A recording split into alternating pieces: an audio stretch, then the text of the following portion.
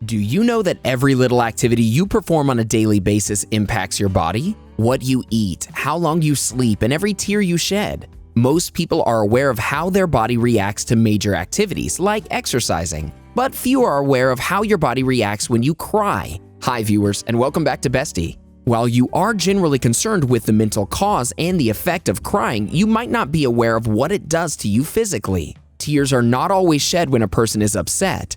They're your body's way of expressing and protecting itself.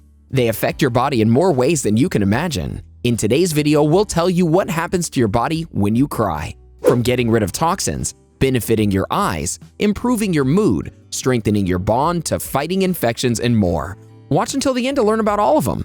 Number 1. Relieve stress. Humans are the only species to weep from emotions, but scientists still don't know exactly how the physical act of crying is connected to our feelings. Why do we cry when we're sad and sometimes happy? One of the benefits of blubbering may be that it helps relieve the physical tension of feeling upset. Crying usually begins just after the peak of physiological arousal and parasympathetic activity increases. This helps to bring the body back to homeostasis.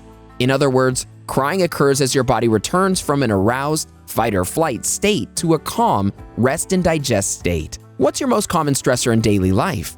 Tell us quickly down below in the comment section. Number 2. Gets rid of toxins. Studies have shown that tears help rid the body of unwanted toxins. It was found that irritant tears, such as from chopping onions, to emotional tears, have some chemical differences. There's a higher content of proteins in emotional tears. That may be due to the release of stress byproducts. But these results haven't been replicated recently, in part because it's really hard to study this in a lab. It's very challenging to have individuals cry to emotional stimuli naturally while having their tears collected. And most of the tears are actually absorbed in the nasal passages and cannot be collected. Number 3. Your breathing pattern changes.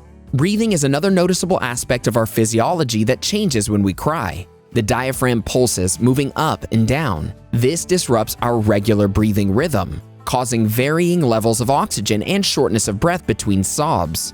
This is why people tend to take deep inhalations while weeping. A study showed that crying helps people regulate their breathing during stressful events, facilitating coping and recovery. Researchers found that participants who cried were better able to maintain control over breathing than non-criers. Number 4. Helps you embrace your emotions and humanity. While the eyes of all mammals are moistened and soothed by tears, only human beings shed tears in response to emotional stress. Crying helps us acknowledge the feelings we're experiencing, and emotions motivate us to empathize, coordinate, and work together to survive. In fact, crying serves an important social function. It communicates to the strength and nature of relationships, elicits sympathy, and even assistance. It draws individuals closer to one another. Number 5. Good for your eyes. The biological function of tears is to keep the eye moist or protect it from fumes or debris. Emotional tears have evolved from the basic biological process into something more complex that can occur for purely emotional rather than physical reasons. Nevertheless, peepers that aren't moisturized by tears can develop dry eye, which can cause pain and even lead to vision loss. But too much crying can actually irritate the eyes, which is why they get red and puffy after a major weeping session. How does this connect to emotional crying? It's not clear, but a study of patients with dry eye Sjogren's syndrome found that they had a decreased ability to identify their emotions. Interested yet? Make sure you join our millions of followers and hit that subscribe button for all of our great bestie content. Number 6.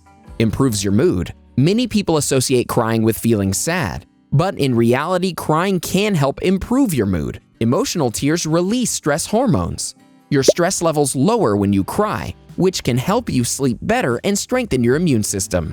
You should feel better after a good cry once these hormones leave your body, leaving you feeling better than before. Number 7. You get a lump in your throat. The sensation of a lump in the back of your throat is often a telltale sign of an impending cry sesh. Researchers claim that it's caused by a struggle between the sympathetic and parasympathetic nervous system over the glottis, or opening between the vocal cords. It often occurs when a person is trying to hold back their tears. The sympathetic nervous system controls the body's flight or fight response. During a stressful or threatening situation, it puts a halt to unnecessary functions like digestion and urination in order to conserve energy so that you'll be able to respond to a threat. The body then requires more oxygen, causing the glottis to expand to let more air in. The parasympathetic division, on the other hand, tries to bring the body back to normal, causing the glottis to close. In essence, the lump in the throat sensation stems from the construction of different muscles, trying to open and close the glottis at the same time. Number 8. Strengthens your bonds. When we communicate through tears, we're revealing our own vulnerability. With supportive people, crying can be a signal we feel close, promoting an empathetic response and an emotional connection. Because we don't like to show our weakness to strangers, we try not to cry in front of them and instead save our tears.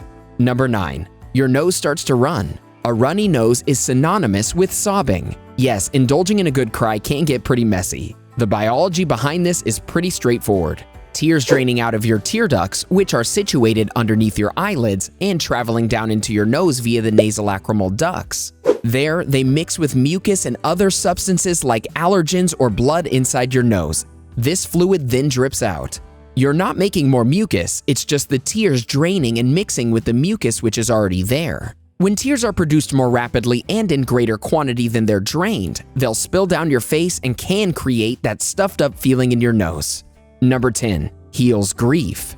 If you've ever gone through the grieving process, you understand that it takes time to move through various stages. Crying can help you through each step of grief. While crying does not work for everyone during this process, some find comfort in releasing emotions to process their loss.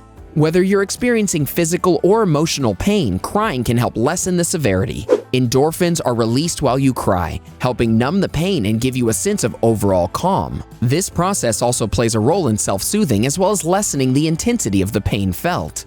Number 11. Improves communication. Not surprisingly, crying first evolved as a way for an infant to get its mother's attention. Babies are the most helpless creatures. They cannot cling to fur like other primates or follow their mother like ducks.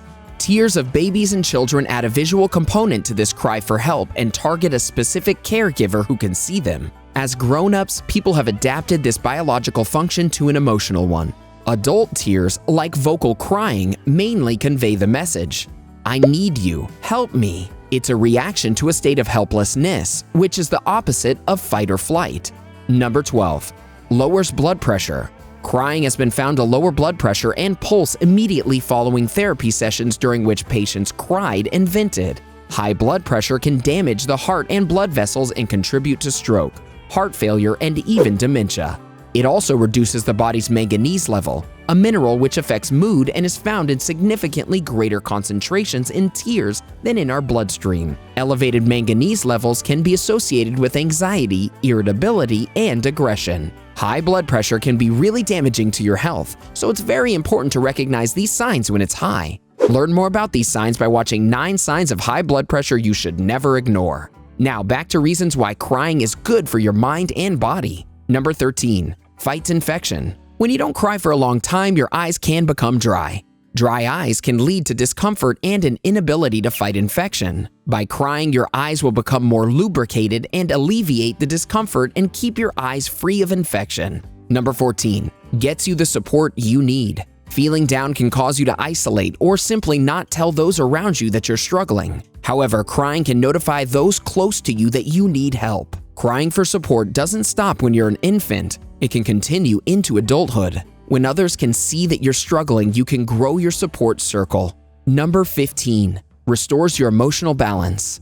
A good crying session can actually make you feel lighter and better. It soothes your mind, and that's why most of us like sleeping afterwards, because stressors are released from the body and your mind feels much calmer. But you need to watch out. If you or anyone you know cries at the drop of a hat, this can be a signal of mental distress, and you could need medical intervention. But overall, the next time someone judges you for crying, don't pay attention because it's all for the sake of your own mental peace.